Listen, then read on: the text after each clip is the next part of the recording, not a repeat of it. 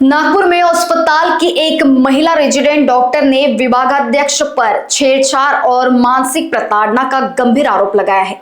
शिकायत दर्ज होने पर चिकित्सा जगत में हड़कंप मच गया। पुलिस ने संबंधित धाराओं में मामला दर्ज कर जांच शुरू कर दी है। मिली जानकारी के अनुसार 27 वर्षीय महिला रेजिडेंट डॉक्टर मेयो अस्पताल के फॉरेंसिक विभाग में पीजी कर रही है।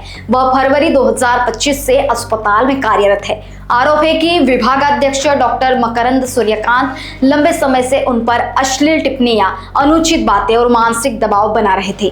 शिकायत में कहा गया है कि आरोपी डॉक्टर महिला डॉक्टर को बिना किसी कारण के अपने केबिन में अकेले बुलाता था और अश्लील हरकतें करता था। बताया गया है कि महिला ने कई बार डॉक्टर की हरकतों का विरोध किया, लेकिन इसके बावजूद विभागाध्यक्ष ने उसे कथित तौर पर धमकी दी कि अगर उसने बात नहीं मानी तो उसे गंभीर परिणाम भुगतने होंगे। आखिरकार महिला डॉक्टर ने परेशान होकर तहसील थाने में शिकायत दर्ज कराई।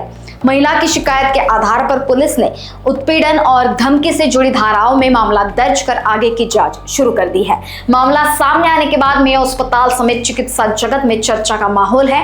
पुलिस का कहना है कि जांच के बाद आगे की स्थिती स्पष्ट होगी। याच्यामध्ये तहसील पोलीस स्टेशनला जे फॉरेन्सिक मेडिकल सायन्सचे एचओडी आहेत डॉक्टर व्यवहारे यांच्यावरती आज सकाळी गुन्हा दाखल करण्यात आलेला आहे।